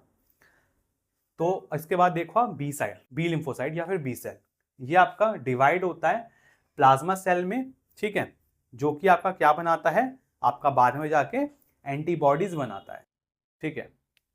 जो बी सेल होता है वो प्लाज्मा सेल में डिवाइड होता है, इसके अलावा आपका मेमोरी सेल में भी डिवाइड होता है, ठीक। तो प्लाज्मा सेल आपका जाके जाके क्या बनाएगा? आपका एंटीबॉडीज बनाएगा, एंटीबॉडीज को प्रोड्यूस करेगा, ठीक है, अगेंस्ट डिफरेंट एंटीजेंस। तो हमारा, हम वैक्सीन वगैरह ले रहे हैं, इससे पहले हमको वैक्सीन पढ़ाया, ठीक है, वैक्सीन वगैरह अगर पेशेंट ले रहा है, सुबह स्टार्टिंग से ही बचपन से हम बच्चे को टीका देने लग जाते हैं, तो एक बार तो वैक्सीन दे दी, वो स्टोर कहाँ पे हो रही है? मेमोरी सेल्स इसको स्टोर करके रख रहे हैं। बी लिम्फोसाइट ही उसका ध्यान रख रही है कि आप अगर फ्यूचर में ये एंटीजन आ गया तो ये एंटीबॉडी मेरे को बनानी है, वो सारा काम कौन का देखेगा? अपना बी लिम्फोसाइट ही देखेगा, ठीक है। तो आपके इम्यूनोलॉजिकल रिस्पॉन्स में आपका बी लिम्फोसाइट, आपका टी लिम्फोसाइट आपके बहुत इंपॉर्टेंट रोल प्ले करते हैं। अब देखो, हम माइक्रोस्कोपी की हम बात करें तो माइक्रोस्कोप में ना आपको 2 तरीके के लिम्फोसाइट देखने को मिलेंगे। बी सेल, टी सेल नहीं देखोगे, उसमें आप देखोगे स्मॉल और लार्ज। क्या? स्मॉल और लार्ज। स्मॉल लिम्फोसाइट में जो न्यूक्लियस होगा वो होगा, लेकिन आपका जो सेल का साइटोप्लाज्म होगा वो आपको छोटा देखने को मिलेगा, लेकिन इसमें जो साइटोप्लाज्म है वो आपको थोड़ा सा ज़्यादा बड़ा देखने को मिल रहा है, ठीक है। इसमें साइटोप्लाज्म देखो, ये आपका साइटोप्लाज्म है, ये थोड़ा सा ज़्यादा है, और इसमें साइटोप्लाज्म कैसा है? थोड़ा सा कम है। ये साइज इसका छोटा है, ये साइज इसका बड़ा है। ये कितना साइज होता है स्मॉल लिम्फोसाइट का? 9 से 12 माइक्रोमीटर। इसका कितना होता है? 12 से 16 माइक्रोमीटर, ठीक है। बाकी कोई पूछे लिम्फोसाइट कितने टाइप के होते हैं, तो 2 टाइप के होते हैं, T cell, B cell. Normal value की हम बात करें, नॉर्मल वैल्यू देखो क्या होती है लिम्फोसाइट की, कितनी होती है? 20 से 40%। 40% से ज़्यादा आपका लिम्फोसाइट हो गया तो उसको हम क्या बोलेंगे? लिम्फोसाइटोसिस बोलेंगे। लिम्फोसाइटोसिस, लिम्फोसाइट, साइट तो था ही पीछे, ओसिस, ठीक है, बढ़ गया ऐसा यस लगा दिया। बैक्टीरियल और वायरल इन्फेक्शन में आपका ये बढ़ सकता है। लिम्फोसाइटोसिस बैक्टीरियल और वायरल इन्फेक्शन में हो सकता है या फिर कोई हिमेटोलॉजिकल डिसऑर्डर्स में हो सकता है। अब बैक्टीरियल वायरल इन्फेक्शन कैसे, जैसे कि आपका ब्रूसेलोसिस, ब्रूसेला से इन्फेक्शन, चिकन पॉक्स हो गया पेशेंट को, मम्स हो गए, आपका टाइफाइड हो गया, इन सब केसेस में आपका बढ़ सकता है आपका लिम्फोसाइट। या तो मैंने कुछ ही लिखे हैं आपके मोटे मोटे, बहुत सारे केसेस में आपका लिम्फोसाइट्स बढ़ सकते हैं। हेमोरैजिक डिसऑर्डर, हेमोरैजिक डिसऑर्डर यानी कि ब्लड रिलेटेड कोई डिसऑर्डर हो गया है, जैसे कि आपका अप्लास्टिक एनीमिया होगा पेशेंट को, ठीक है, लिम्फोसाइटिक ल्यूकीमिया हो गया हो। लिम्फोसाइटिक ल्यूकीमिया यानी कि ल्यूकीमिया है जिसमें आपका ब्लड कैंसर जो है उसमें आपका जो WBCs में आपका लिम्फोसाइट है वो ही ज़्यादातर बन रहे हैं। बोन मैरो सिर्फ लिम्फोसाइट ही लिम्फोसाइट बना रहा है ज़्यादातर। माइलोमा के केस में, मल्टीपल माइलोमा के केस में भी आपका ये हो सकता है, बढ़ सकता है, ठीक है। तो आप देखो कम कब होगा, डिक्रीज कब होगा, उसको हम बेसिकली क्या बोलेंगे, जब डिक्रीज हो जाएगा 20% से कम आ गया आपका लिम्फोसाइट, 5%, 3%, ऐसा रह गया लिम्फोसाइट, तो वो कब होगा आपका लिम्फोसाइटोपिनिया, उसको हम बोलेंगे। कब होगा आपका कार्डियक फेलियर में, कुशिंग डिसीज में, ल्यूकीमिया में, ल्यूकीमिया के अदर कैटेगरी में, कि हो सकता है WBC आपका जो बोन मैरो है वो WBC में आपका लिम्फोसाइट बना ही नहीं रहा, लिम्फोसाइट के अलावा हो सकता है आपका मोनोसाइट बना दे, सिर्फ मोनोसाइट ही बना रहा है, न्यूट्रोफिल ही बना रहा है सिर्फ, ठीक। तो उस सब केस में जब बाकी सेल्स बनाएगा ना बोन मैरो, तब एक बाकी जो सेल्स होंगे सिर्फ एक तरीके के सेल्स पे ज्यादा पुश करेगा। ल्यूकीमिया के केस में क्या होता है, एक तरीके के सेल्स जो होते हैं वो ज्यादातर बनते हैं और बाकी सारे सेल्स क्या होते हैं उस कैटेगरी में कम हो जाते हैं, ठीक। सिस्टेमिक ल्यूपस एरिथमेटोसिस के केस में, यूरीमिया के केस में, इन सब केसेस में लिम्फोसाइट्स जो हैं वो कम हो सकते हैं, ठीक है। अब आप आ जाओ मोनोसाइट पे। देखो मोनोसाइट इस तरीके का होता है, किडनी शेप का इसका न्यूक्लियस होता है। कैसा न्यूक्लियस होता है, किडनी शेप का न्यूक्लियस होता है। अगर कोई पूछे पांचों WBC में सबसे छोटा WBC कौन सा है, आपका लिम्फोसाइट होता है, ठीक है। सबसे छोटा WBC कौन सा है, लिम्फोसाइट है। और सबसे बड़ा WBC कौन सा है, मोनोसाइट है, ठीक है। अग्रेनुलोसाइट के अंदर ही है, देखो दोनों को दोनों, ठीक है। लिम्फोसाइट सबसे छोटा, मोनोसाइट सबसे बड़ा। न्यूक्लियस कैसा होता है इसका, किडनी शेप का होता है। तो देखो इसका साइज कैसा होता है, 15 से 18 माइक्रोमीटर इसका साइज होता है। लार्जेस्ट WBC होता है, सबसे बड़ा ल्यूकोसाइट होता है ये। न्यूक्लियस की हम बात करें तो लार्ज होता है इसका न्यूक्लियस, हॉर्स शू शेप का इसका न्यूक्लियस होगा, ठीक है। या फिर हम बोल सकते हैं हॉर्स की शू, मतलब कि घोड़े की जो नाल होती है उस शेप का इसका न्यूक्लियस देखने को मिलेगा। या फिर हम बोल सकते हैं किडनी शेप का इसका न्यूक्लियस देखने को मिलता है, ठीक है। जो कि कैसा स्टेन होता है, पेल वायलेट कलर का स्टेन होता है जब इसको हम स्टेन करते हैं। तो the nucleus is large and curved. Nucleus कैसा होता है इसका, थोड़ा लंबा बड़ा होता है, कर्व्ड होता है, often in the shape of horseshoe but it may be folded और कर्ल्ड। और शू शेप का देखने को मिलेगा लेकिन ये थोड़ा सा फोल्ड या फिर कर्ल्ड होता है। साइटोप्लाज्म की हम बात करें तो स्टेन पेल ग्रेश ब्लू। तो साइटोप्लाज्म कैसा स्टेन होता है इसका, थोड़ा सा ग्रेश ब्लू कलर का, हल्का ग्रेश ब्लू कलर का इसका साइटोप्लाज्म स्टेन होता है।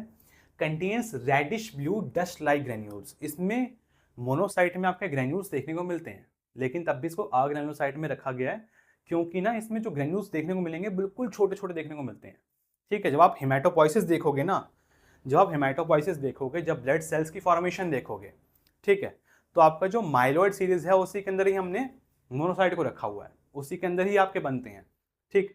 तो ग्रैन्युलेटिक सीरीज जो होती है ना उसमें ही आपके मोनोसाइट ही बनते हैं, इसी वजह से उसमें डस्ट लाइक ग्रैन्यूल्स थोड़े से रह जाते हैं लेकिन ये आज तक आपके अग्रैनुलोसाइट के अंदर ही हैं, ठीक। फंक्शंस की हम बात करें, they are capable of ingesting bacteria and particulate matter and act as scavenger cell at the site of infection. तो ये क्या करता है, ये बैक्टीरिया को इंजेस्ट कर सकता है, ये बैक्टीरिया और कण पदार्थ को निगलने में सक्षम होते हैं, ठीक है। कोई भी फॉरेन पार्टिकल वगैरह है, कोई पार्टिकुलेट मैटर है, कण छोटा सा रह गया है कोई, उसको ये खा जाएगा, बैक्टीरिया वगैरह को ये खा जाएगा, ठीक है, उसको निगलने में सक्षम होते हैं। और संक्रमण स्थल पे यानी कि साइट ऑफ इन्फेक्शन पे ये स्कैवेंजर सेल की तरह काम करते हैं, यानी कि पकड़ के मारना, अटैक करना, ढूंढ ढूंढ के मारते हैं ये पकड़ के, ठीक है। अगर कोई बैक्टीरिया वगैरह है उसको ये स्कैवेंजर सेल की तरह काम करेंगे। लाइफ स्पैन कितना होता है आपका, जो मोनोसाइट है उसका लाइफ स्पैन कितना होता है, after release in the blood they stayed 24 to 36 hours. Blood में आने के बाद अगर मोनोसाइट आपका बना, बोन मैरो ने बना दिया, रिलीज कर दिया मोनोसाइट, तो आने के बाद ये सिर्फ 24 से 36 घंटे तक ब्लड में रहेगा। उसके बाद ये कहाँ चले जाएगा, मूव करके चले जाएगा टिश्यू के अंदर। ठीक है, 24-36 घंटे तक ब्लड में रहा, अपना काम करना था करा, नहीं करना था कोई बात नहीं, ये माइग्रेट हो गया, मूव हो गया कहाँ पे, कनेक्टिव टिश्यू के अंदर, और जहाँ पे जाके ये क्या कहलाएगा, मैक्रोफेज कहलाएगा। तो मोनोसाइट ही आपके मैक्रोफेजेस होते हैं। ठीक है, मैक्रोफेज भी क्या करते हैं, आपका डिस्ट्रॉय करते हैं बैक्टीरिया वगैरह को। ठीक है, पैगोसाइटोसिस वगैरह करके। तो ये सारा काम आपका मोनोसाइट का होता है। तो आप देखो नॉर्मल वैल्यू, तो आपकी जो मोनोसाइट होता है इसकी नॉर्मल वैल्यू कितनी होती है, 2 से 8% आपकी नॉर्मल वैल्यू होती है मोनोसाइट की।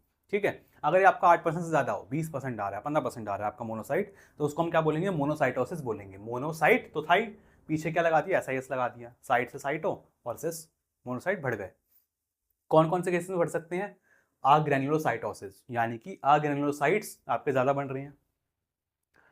आपका अमीबियासिस एब्सेसिस, ठीक है, अमीबिया की वजह से एब्सेसिस हो गया, ब्रूसेला का इन्फेक्शन हो गया है, चिकन पॉक्स हो गया है, कोई पुराने टाइम की टीबी चली आ रही है, ठीक, लिशमेनियासिस हो गया, लिशमेनिया से इन्फेक्शन हो गया है पेशेंट को, ट्रिपेनोजोमिया से इन्फेक्शन हो गया है जिसको हम क्या बोलते हैं, ट्रिपेनोजोमियासिस बोलते हैं, कोई मेलिग्नेंट ट्यूमर है, ठीक, घातक कोई ट्यूमर हो गया पेशेंट को, मोनोसाइटिक ल्यूकीमिया हो गया है, तो इन सब केसेस में आपका मोनोसाइट बढ़ जाएगा। ओके, तो अब हम देखते हैं प्लेटलेट्स के बारे में। देखो आपका WBCs के जितने भी टाइप थे हमने अच्छे समझ लिए हैं, आई होप कि आपको अच्छे समझ में आ गया होगा। अब आप देखो प्लेटलेट्स, देखो प्लेटलेट्स क्या होता है। प्लेटलेट्स जो है ना, थ्रोम्बोसाइट्स कहते हैं इसको। ठीक है, क्या बोलते हैं इसको हम, थ्रोम्बोसाइट कहते हैं। थ्रोम्बो मतलब होता है क्लॉट, थ्रोम्बस से वर्ड आया आपका, थ्रोम्बोसाइट। ठीक है, थ्रोम्बो और साइट, थ्रोम्बो मतलब क्या आया, क्लॉट, और साइटो मतलब सेल, यानी कि क्लॉट फॉर्मिंग सेल्स। ठीक है, ऐसे सेल्स जो कि थक्का बनाते हैं उसको हम क्या बोलते हैं, थ्रोम्बोसाइट कहते हैं। ठीक, स्मॉलेस्ट ब्लड सेल्स, हमारे जितने ब्लड सेल्स हैं उसमें सबसे छोटा ब्लड सेल कौन सा है अपना, प्लेटलेट्स होता है। सबसे छोटा WBC कौन सा होता है, लिम्फोसाइट होता है। सबसे बड़ा WBC कौन सा होता है, आपका मोनोसाइट होता है। सबसे बड़ा ब्लड सेल कौन सा होता है, वो भी आपका मोनोसाइट ही होता है। ठीक है, तो स्मॉलेस्ट ब्लड सेल क्या है अपना, प्लेटलेट होता है। स्टिकी इन कैरेक्टर, थोड़ा सा आपका स्टिकी कैरेक्टर होता है आपका प्लेटलेट का। ठीक, थोड़ा चिपचिपा टाइप का होता है आपका प्लेटलेट। इसकी कोई शेप नहीं होती, इरेगुलर शेप होती है इसकी, ऐसे टेढ़ी मेढ़ी कोई भी शेप हो सकती है, क्योंकि ये क्या है, फ्रेगमेंट्स हैं। ठीक है, आपका जो मेगा कैरियो साइट है, जब वह आपका डिस्ट्रॉय होता है, टूटता है, तो आपका क्या बनता है, प्लेटलेट्स बनते हैं। एक बड़ा सा सेल होता है मेगा कैरियोसाइट, जब वो आपका टूटेगा, बर्स्ट होगा, तो उसके जो कण कण बिखरे हुए होंगे, उस कण कण को हमने क्या बोल दिया, उस छोटे छोटे सेल्स को हमने क्या बोल दिया, फ्रेगमेंट्स को हमने क्या बोल दिया, प्लेटलेट्स कह दिया। इसी वजह से उनकी कोई शेप नहीं होती, इरेगुलर शेप के आपके होते हैं ये। तो आप ये देखोगे इमेज के अंदर, ये तो आपके रेड कलर के क्या है, RBC हैं, ये ऐसे आपको दिख रहे हैं ना, ये क्या है, अपने प्लेटलेट्स हैं। ठीक है, कलरलेस होते हैं, इसका कोई कलर नहीं होता प्लेटलेट्स का। साइज की हम बात करें, ठीक, तो इसका साइज क्या होता है, 2 से 3 माइक्रोमीटर इसका साइज होगा। काम क्या करता है, प्लेटलेट का मेन काम क्या है, form clot to stop bleeding. ठीक है, क्या करेगा, थक्का जमा लेगा। प्लेटलेट क्या करेगा, ब्लीडिंग को रोकने के लिए, रक्तस्राव को रोकने के लिए थक्का जमा लेगा। फॉर्म हीमोस्टैटिक प्लग, ये क्या करेगा, हीमोस्टैटिक प्लग भी बनाएगा। ठीक है, अगर कहीं से आपका कट लग गया है, कहीं पे चोट लग गई है, तो उधर एक पपड़ी सी बना देगा। ठीक है, उसको हम क्या बोलेंगे, हीमोस्टैटिक प्लग बोलेंगे।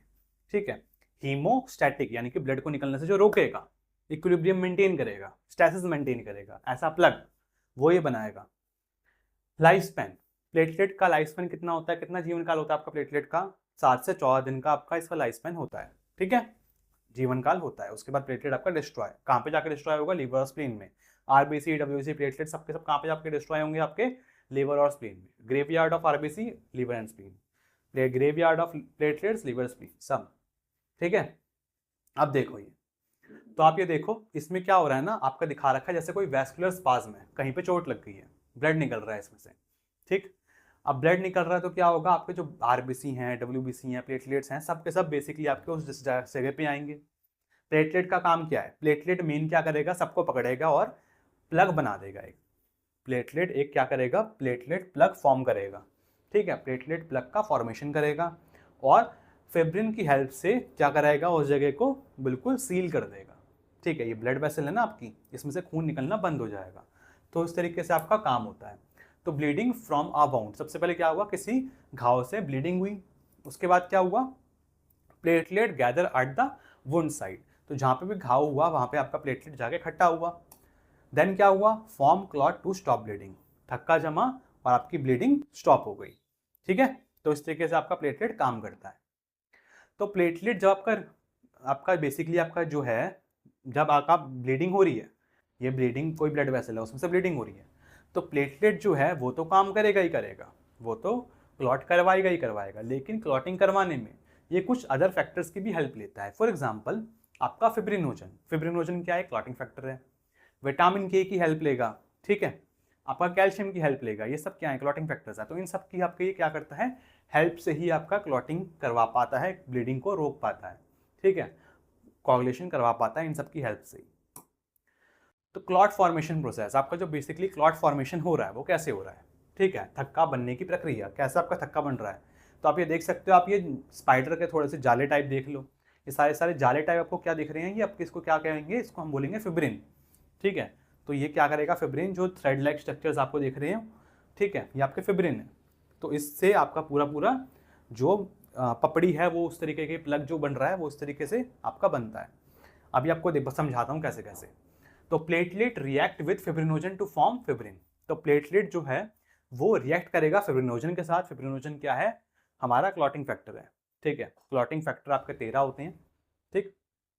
तो उसमें से ही आपका आता है, सबसे पहला क्लॉटिंग फैक्टर होता है आपका fibrinogen. Fibrinogen, prothrombin, tissue factor, calcium ions, सब आपके क्या है, क्लॉटिंग फैक्टर होते हैं। तो फिब्रिनोजन जो है उसके साथ आपका प्लेटलेट रिएक्ट करेगा और आपका फिब्रिन बनाएगा।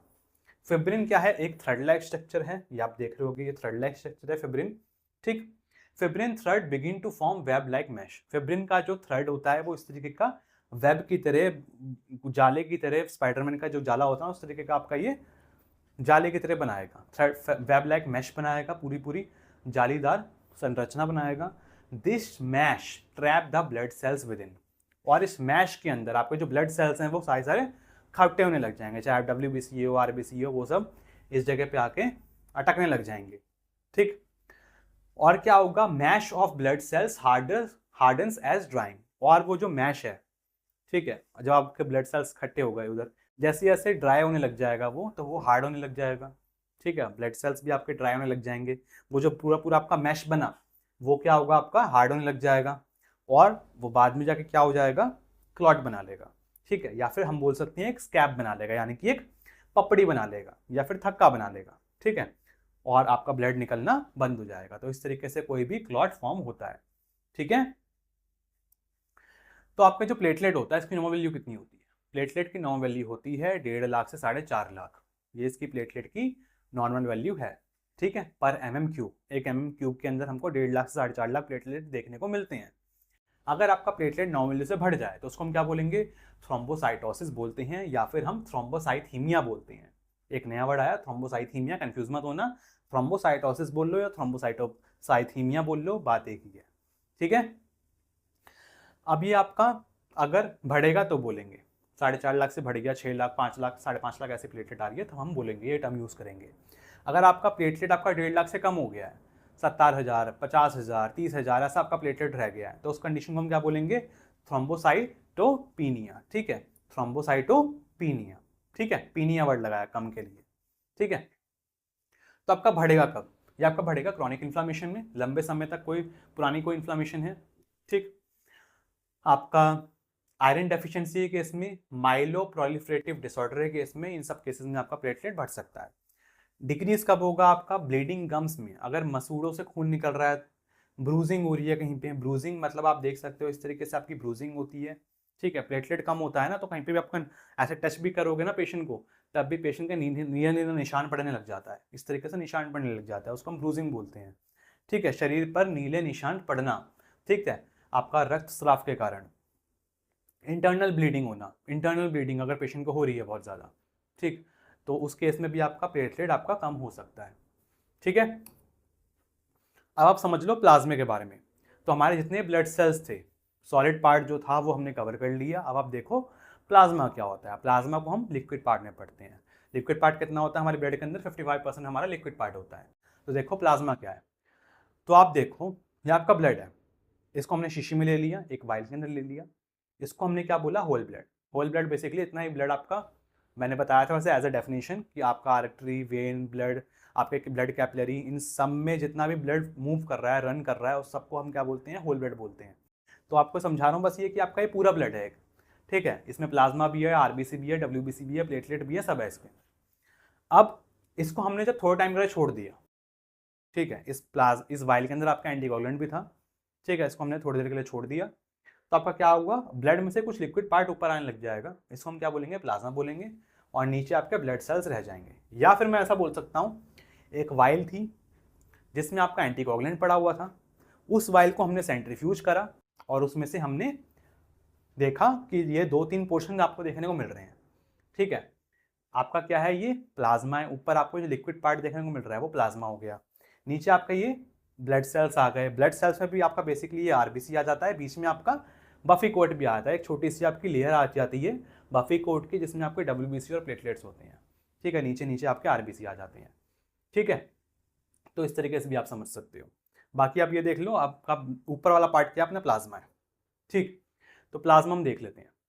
तो प्लाज्मा क्या है? लिक्विड पार्ट है ब्लड का, 55% होता है, ठीक है। ब्लड का 55% पार्ट क्या है? आपका प्लाज्मा है, तभी आपका ब्लड फ्लो कर पा रहा है अच्छे से, ठीक है। Blood cells are suspended in plasma. आपका जो ब्लड के सेल्स होते हैं वो सारे सारे प्लाज्मा में ही सस्पेंडेड होते हैं। रक्त कोशिकाएं प्लाज्मा में निलंबित रहती हैं। प्लाज्मा कैसा होता है?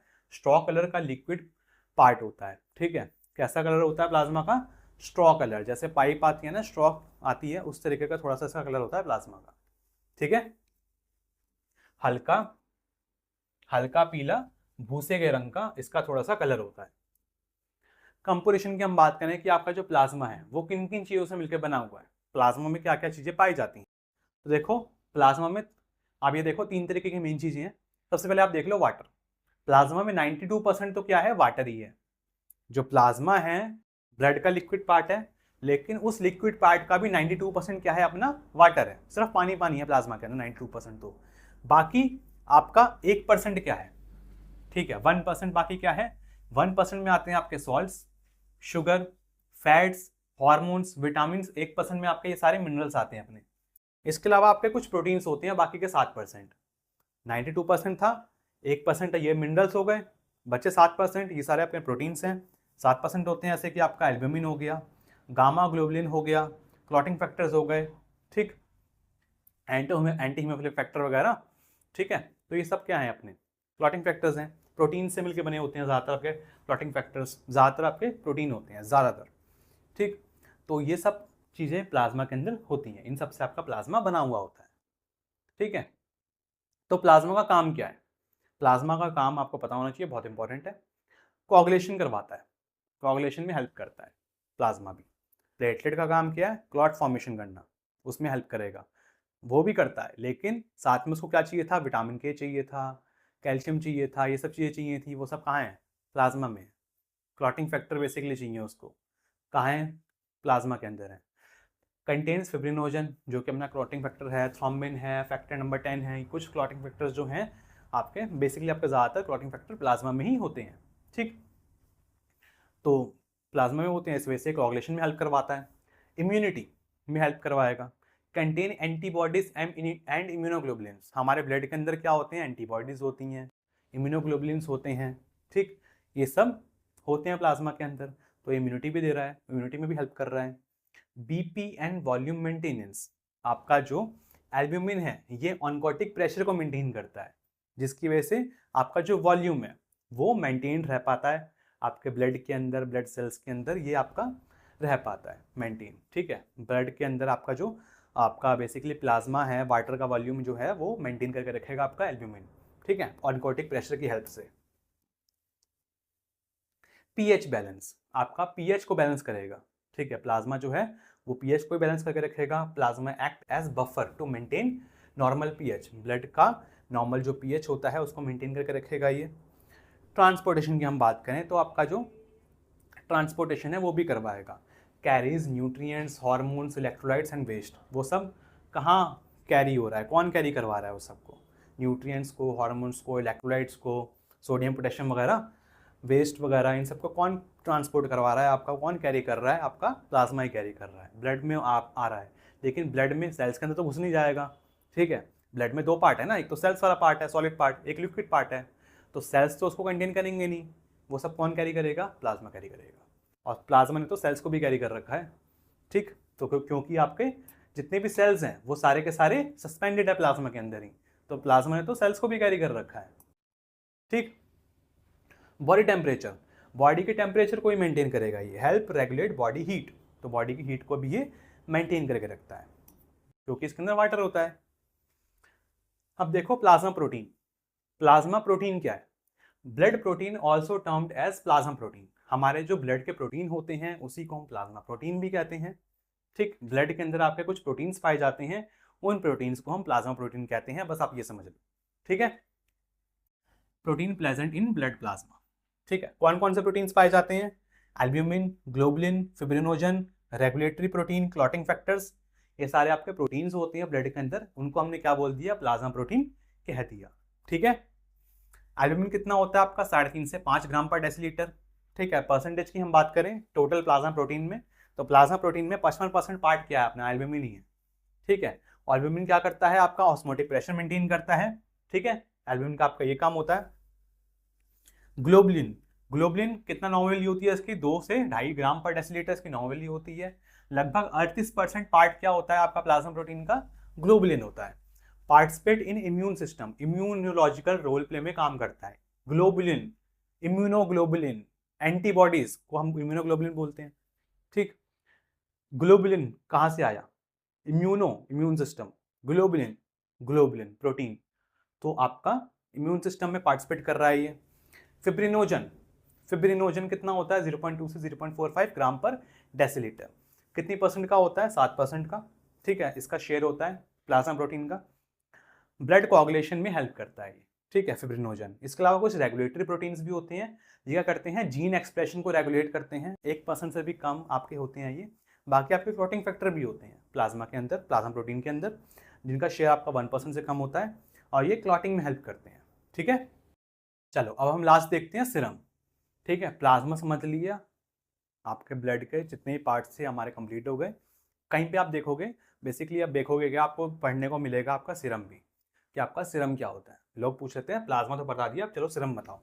तो सीरम क्या है, वो भी लिक्विड पार्ट ही है ब्लड का, सीरम भी क्या है, लिक्विड पार्ट है ब्लड का, ठीक।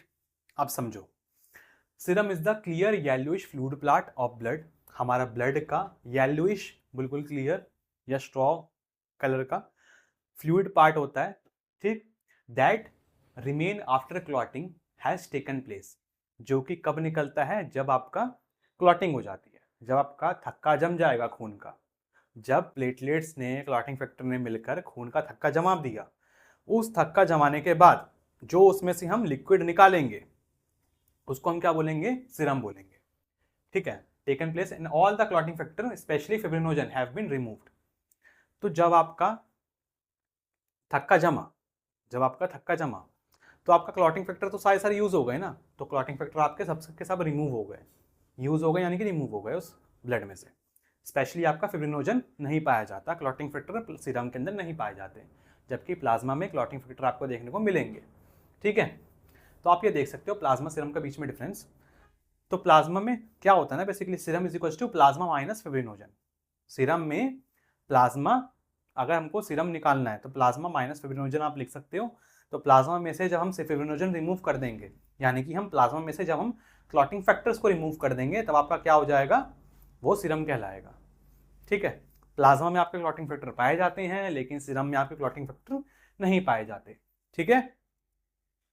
अब प्लाज्मा किन किन वाइल्स में देखने को मिलता है, बाकी प्लाज्मा सीरम के बारे में आपको डिटेल में पढ़ना है ना, तो प्लाज्मा सीरम के बारे में मैंने आपको इस वाली वीडियो के अंदर आपको प्रॉपर अच्छे से एक्सप्लेन कर रखा है, प्लाज्मा सीरम में टाइम डिफरेंस, वो आप समझ लेना, ठीक है। तो प्लाज्मा सीरम में आपको जो बेसिक था ब्लड से रिलेटेड वो मैं आपको बता दिया है। तो प्लाज्मा आपको कौन कौन सी वाइल्स में देखने को मिलेगा, अगर आपका ब्लड कलेक्ट हुआ तो कौन सी वाइल में सीरम निकलेगा, कौन सी वाइल में प्लाज्मा निकलेगा, ठीक है। तो आपकी जो रेड वाली वाइल है और ये आपकी जो येलो कलर की या गोल्ड कलर की आपकी जो वाइल होती है, SST वाइल होती है, उनमें आपको क्या देखने को मिलेगा, उनमें आपका निकलेगा सीरम, ठीक है।